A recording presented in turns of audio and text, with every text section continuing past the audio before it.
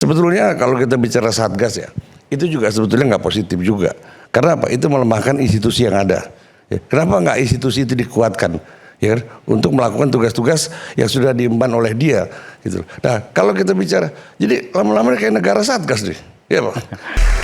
Kembali di Rakyat Bersuara. Saya ke Bung Boyamin dulu sebentar, nanti saya ke Bung Said. Saya harus menjelaskan ini kan silakan. penuh tentang pansel KPK di akhir masa jabatan Pak Jokowi. Oke. Ada putusan MK sebelumnya ketika Pak Nurul Gufron menguji itu, di dalam pertimbangannya menjelaskan pansel oleh DPR hasil pemilu 2024, juga Presiden hasil pemilu 2024. Maka saya teriak ngomong bahwa hasil pemilu panselnya Jokowi tidak sah. Oke. Dan kemudian saya maju ke Mahkamah Konstitusi untuk menguji bahwa panselnya Jokowi tidak sah, untuk pertimbangan dari Mahkamah Konstitusi diturunkan menjadi petitum, jadi putusan. Tapi Mahkamah Konstitusi kemudian menolak, mengabaikan pertimbangan yang telah ada tadi. Itu loh, jadi clear. Terus kemudian saya juga teriak waktu itu ke DPR, hei kalian tidak boleh meneruskan ini. Maka DPR kemudian berbaik hati berkirim surat kepada Pak Presiden Prabowo. Apakah Pak Prabowo akan mengubah hasil pansel atau tetap pada hasil pansel? Pak Prabowo kemudian berkirim surat kepada DPR tetap pada hasil pansel yang sebelumnya. Karena apa? Kalau membentuk pansel baru maka tidak ngejar waktunya pimpinan KPK sudah habis. Jadi itu saya clear karena saya yang maju ke Mahkamah Konstitusi. Jadi bukan karena kemudian pansel KPK itu tidak sah, karena saya bawa ke Mahkamah Konstitusi nyatanya malah dicoret pertimbangan itu, tetap apapun dengan pertimbangan efisiensi maka tetap panselnya Jokowi bisa saja diajukan sepanjang ada otorisasi dari Pak Prabowo. Pak Prabowo sudah mengotorisasi dengan berkirim surat bahwa Presiden tetap setuju hasil pansel itu. Jadi sudah diotorisasi itu, clear itu. Saya karena terlibat. Anda mau ceritakan bahwa nggak ada masalah di situ, nggak ada hengki-pengki di situ. Iya, artinya memang sudah clear pansel itu kemudian diotorisasi Pak Prabowo. Oke. Karena sebenarnya DPR memberi kesempatan kepada Pak Prabowo untuk kalau memang rubah aja enggak apa-apa. DPR akan menerima itu. Tapi Pak Prabowo kemudian mengembalikan kepada DPR tidak akan merubah hasil pansel yang sudah ada sebelumnya. Oke. Itu. Terus kedua, makanya saya tadi ingin jelaskan juga putusan Mahkamah Konstitusi tentang imunitas jaksa. Saya terlibat penuh dua-duanya. Yang pertama 2013 bersama Pak Antasari Azhar menggugat pasal 8 dengan maksud apa? Niatnya itu memang jangan disetujui, ditolak. Karena apa? Berarti imunitas itu sah. Pak Antasari ketika diperiksa polisi tidak ada izin Jaksa Agung. Nah, atas dasar itulah kami mengajukan berbagai upaya selahnya. Tapi kemudian di tahun 2025 kemarin MK berubah lagi mengabulkan 1, kalau itu pidana mati, 2, pidana yang berkaitan dengan keamanan negara, 3, pidana khusus, maka itu diabaikan tidak perlu izin tertulis Jaksa Agung. Gitu loh, jadi biar saya lengkapi aja. Tapi yang kemudian berikutnya, saya terima kasih pada Kortas Tipikor apapun karena mampu membongkar ini. Dan kita menunjukkan kenapa? Kalau tidak dibongkar bisa aja kalau saya hitung-hitung ini 500 miliar, 1 tahun 100 miliar, kalau ini masih menjabat 4 tahun lagi bisa 1 triliun itu. Itu. Kedua, ya bravo pada Pak Prabowo kemudian yang kemudian mengambil alih masalah ini supaya apa? Tidak banyak berkembang macam-macam. Kalau di polisi bisa rivalitas segala macam kemudian dipindahkan kepada kejaksaan. Artinya apa? Supaya tetap pada rel hukum tidak kemana-mana. Masih Bang. Baik. Bung Said itu silakan. Tadi saya pikir kita sepakat semua malam ini bahwa obor pemberantasan korupsi harus tambah menyala. Oke. Jadi itu satu. Yang kedua, kenapa saya mengharapkan ini? Karena dari 7 presiden sebelumnya, baru Presiden Prabowo saya menyatakan berani menyentuh oligarki, baik secara hukum maupun secara terbuka dan tidak kendor sama sekali. Itu yang saya pikir menjadi semangat untuk melakukan pemberantasan korupsi secara konsisten. Nah, yang ketiga menurut saya pengalaman betul dari Presiden Prabowo bahwa untuk pemberantasan korupsi dan menciptakan pemerintahan bersih yang dia inginkan memang tidak bisa memakai saput kotor. Itu prinsip.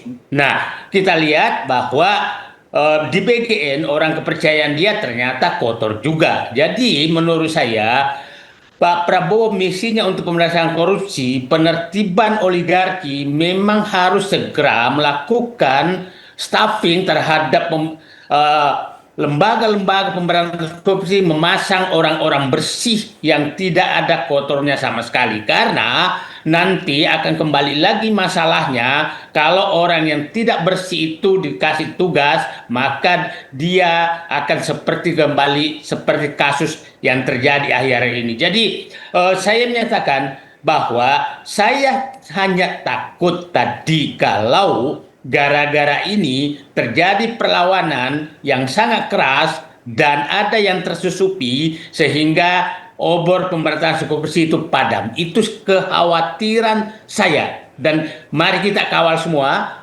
siapapun yang melakukan tindakan untuk memberantas korupsi kita dukung, tidak ada yang salah. Yang kita tidak dukung adalah apabila ada yang memanfaatkan kewenangan pemberantasan korupsi itu untuk kepentingan pribadi dan kelompoknya. Itu juga kita harus lawan. Itu saya pikir Bung Aiman. Jadi mari kita kompak semua bahwa siapapun yang ingin semakin menyalakan obor pemberantasan korupsi itu kita harus ini. Dan saya yakin mudah-mudahan minggu ini Bapak Presiden betul-betul menurut saya ini kan yang belum dilakukan penggantian atau bukan penataan oleh Presiden Prabowo mendekati 2 tahun ini kan adalah lembaga penegak hukum.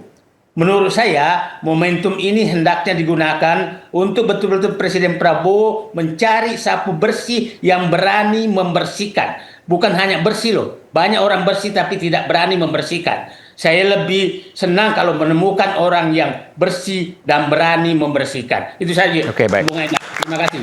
Terima kasih, Bung Said Didu. Sekali lagi terima kasih atas gabung di Rakyat Bersuara. Silakan Pak Soleman Ponto. Terima kasih. Wah, yang terakhir nih.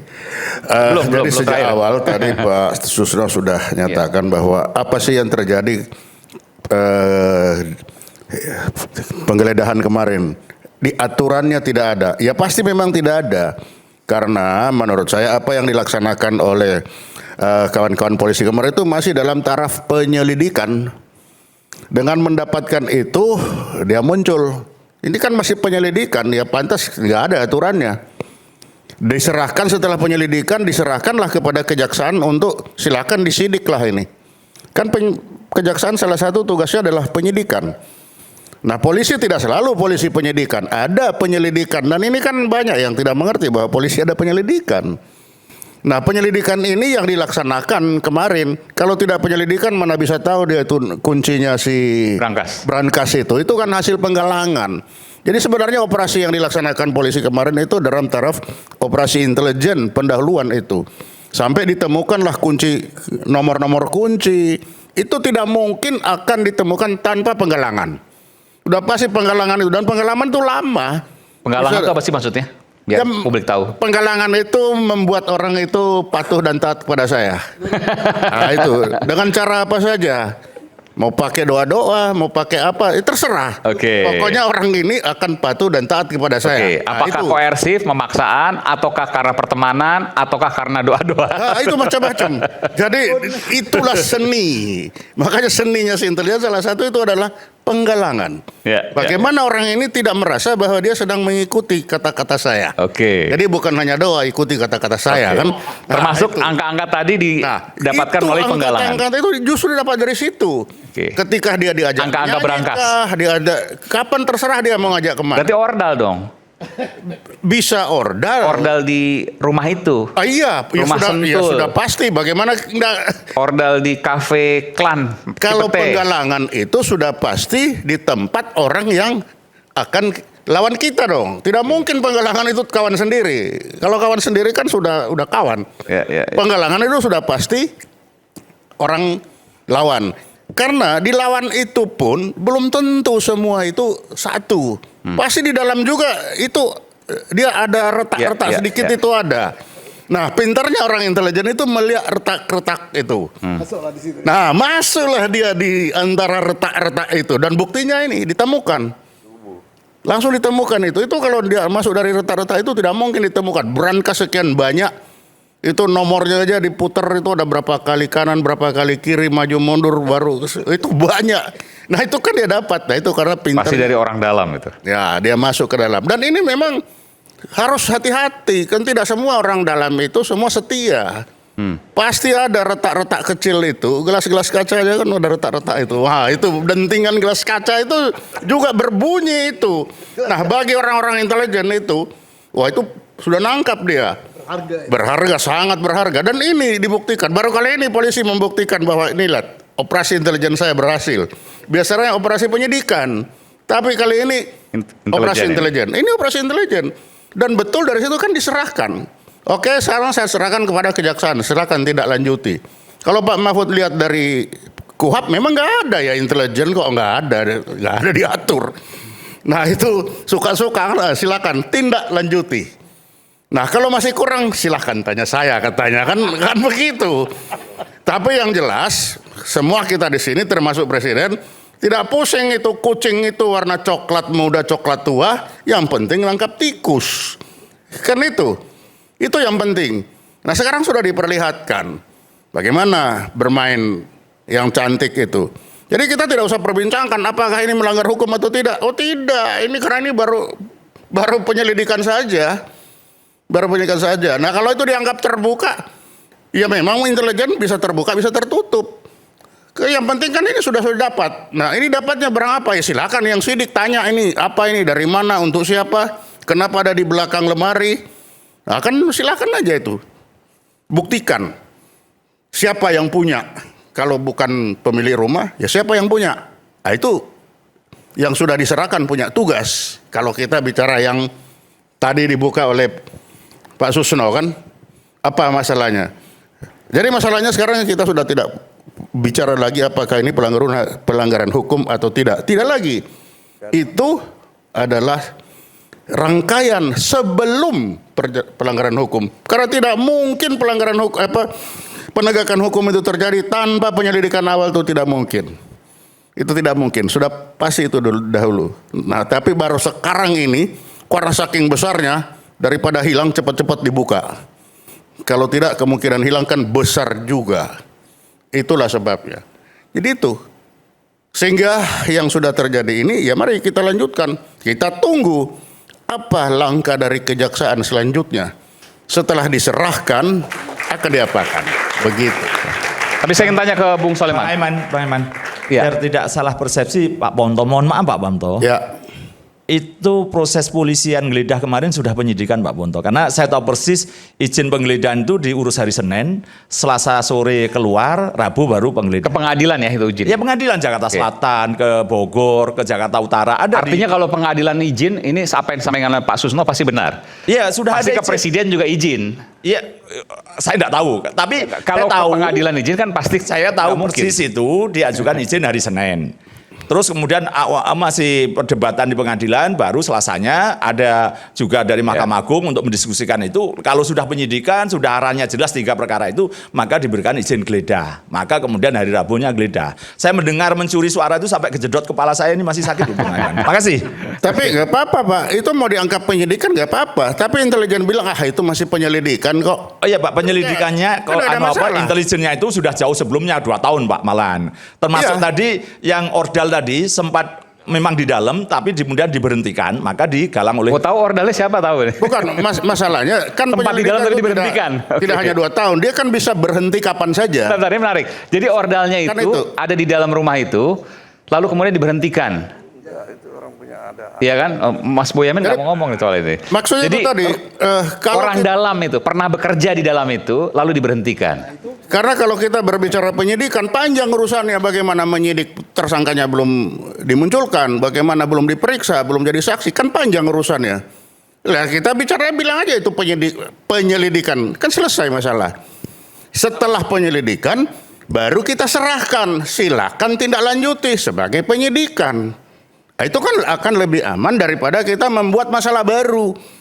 Kalau penggeledahan kemarin sudah menggeledah mana RT-nya, mana RW-nya, mana kan ada 8 persyaratan katanya untuk penggeledahan untuk KUHP baru kan. Nah, kalau itu dipermasalahkan, nanti ada masalah baru. Nah, paling aman itu adalah penyelidikan.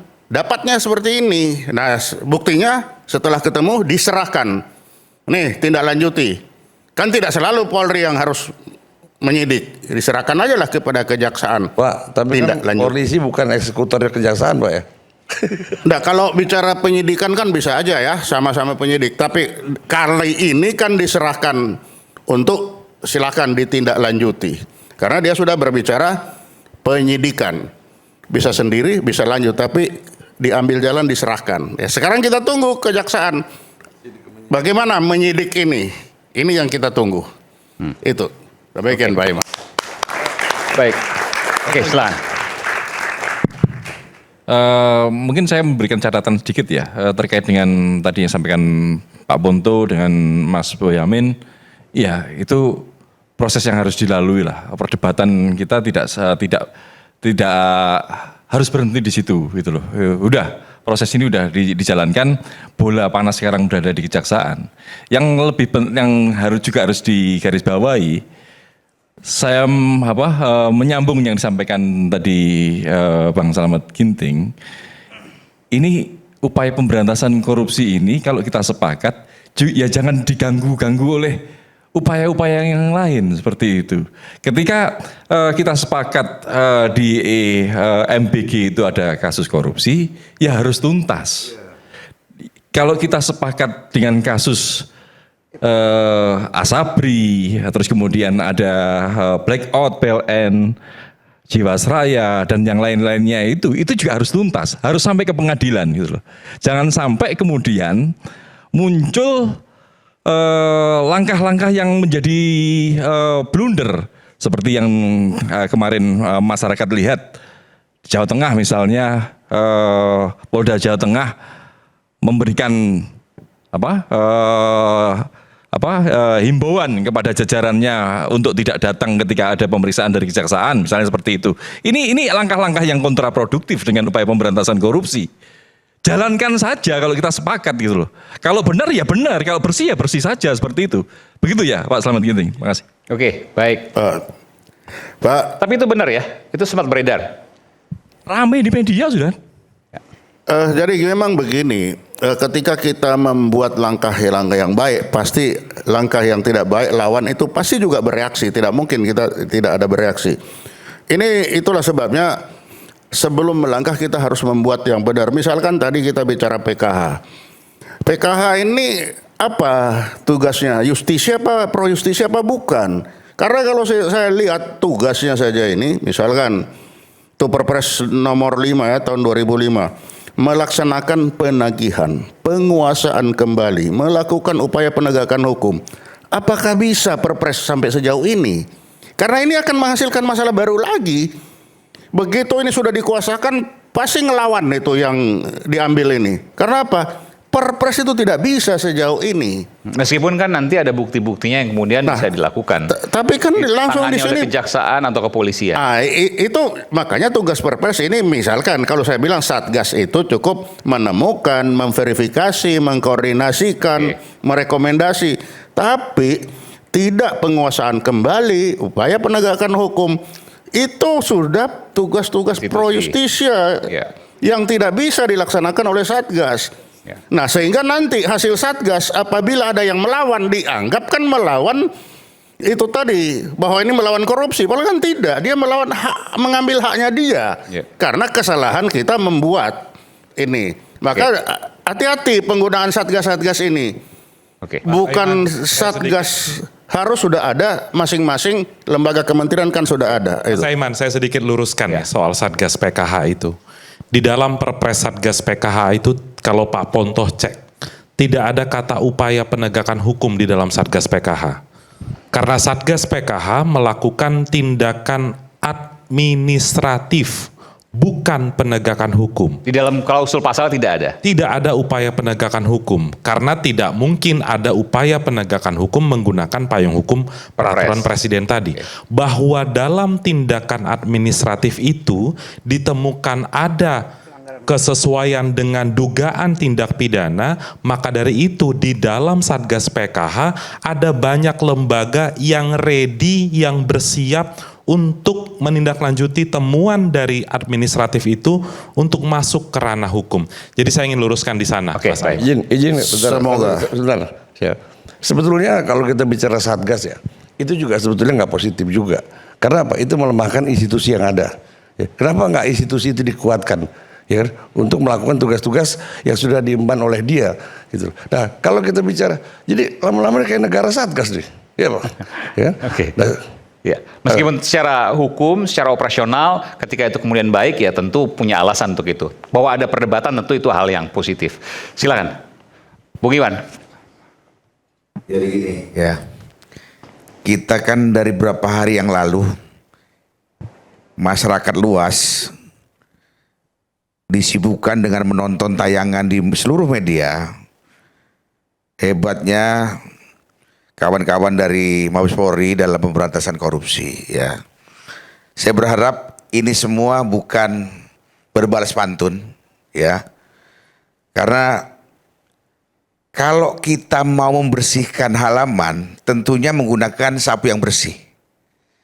Jadi jangan juga kawan-kawan dari coklat tua maupun coklat muda ya, mereka berebut untuk menegakkan aturan pemberantasan korupsi, tapi di antara mereka sendiri tidak bersih dan mereka menjadi bagian dari korupsi itu sendiri ya.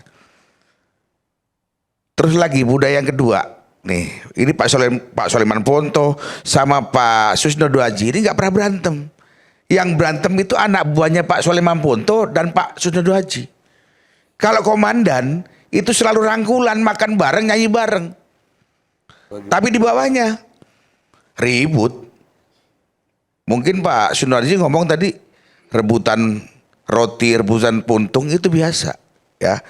Tapi seorang pimpinan ya itu harus bisa meyakinkan bahwa anak buahnya ini bersih ya. Saya akan nanya, coklat tua dan coklat muda ini mendukung program pemberantasan korupsi dari Bapak Prabowo itu didasari karena pengabdian yang tulus atau pura-pura loyal yang tujuan endingnya untuk menjatuhkan Prabowo Subianto. Itu kan yang terjadi. Karena saya berpikir selama ini orang yang dipercayai oleh Prabowo Subianto ini justru dialah yang mengkhianati apa yang dipercayakan oleh Prabowo Subianto. Sulit kita mendapatkan, Indonesia ini banyak orang pinter, tapi orang jujur yang patriotik itu yang kurang ya di negeri ini. Di sini saya sebagai ketua umum Gerakan Cinta Prabowo juga ketua presidium ya, merasa kecewa, marah, miris dengan tontonan-tontonan tadi itu yang dengan cepat, dengan gesit melakukan penggeledahan, tapi endingnya membuat masyarakat bertanya-tanya bingung. Ini kasus mau dibawa kemana? Ini kasus mau dibawa kemana? Ya. Jadi kalau memang coklat tua dan coklat muda ini benar-benar sepakat untuk melakukan pembersihan di negara ini dari korupsi, lakukan dengan yang benar. Jujur. Coklat tua maksudnya polisi dan jaksa. Gitu. Kira-kira gitu Mas Aiman yang ngomong ya. Jadi intinya itu ya. Saya support, saya dukung Kortas Tipikor Mabes Polri. Ya. Ini bentukan baru tapi mampu melakukan operasi senyap yang cepat walaupun endingnya juga banyak orang kecewa. Termasuk saya terus terang aja. Kan masih dalam tahap awal nih Bang. Lah ya tahap awal tapi kan begitu cepat pemrosesannya. Tapi kenapa? Makanya saya pesen, kalau memang berani jangan takut-takut, tapi kalau takut ya jangan berani-berani. Oke. Gitu loh. Ada mau tanggapi? Ya silakan aja tanggapi, nggak apa-apa. Tapi intinya Mas, saya sepakat dengan Anda. Pemberantasan korupsi jangan dipolitisir. Setuju Bang. Ya. Setuju, Bang. Pemberantasan korupsi jangan dipolitisir. Jangan gunakan bajumu untuk pura-pura memberantas korupsi, tapi justru endingnya nggak jelas lagi. Jangan terus-terusan masyarakat dibuat semakin kecewa, semakin kecewa, semakin kecewa. Kami pendukung Prabowo, saya ketua umumnya, kami berdarah-darah untuk menjadikan Prabowo Subianto presiden, bos. Kami tidak ribut jabatan. Kami tidak pernah minta jabatan, enggak. Saya cuma pengen pembantu-pembantunya Prabowo sudah dipercaya itu. Promosi jadi komisaris ini. Enggak mau saya. Enak saya di luar kawannya Mas Aiman aja. Ya. Oke, saya tanggapi sedikit. Ya. Jadi kita positive thinking ya. Positive thinking itu apa? Dalam penyelesaian tindak pidana korupsi pasti ada strategi ya. Nah, yang dipakai oleh kejaksaan dan kepolisian, saya yakin ini atas petunjuk dari pimpinan mereka, strategi yang terbaik itu apa. Tapi kita kan tidak mengikuti pembicaraan tingkat dewa-dewa ini. Ternyata mereka putuskan yang terbaik itu adalah jaksa yang melanjutkan. Nah, kalau jaksa yang melanjutkan, ini sebenarnya berat beban jaksa ini. Saya harus menyelesaikan ini, harus menyidik orang dalam, dan harapan masyarakat, pengawasan masyarakat luar biasa.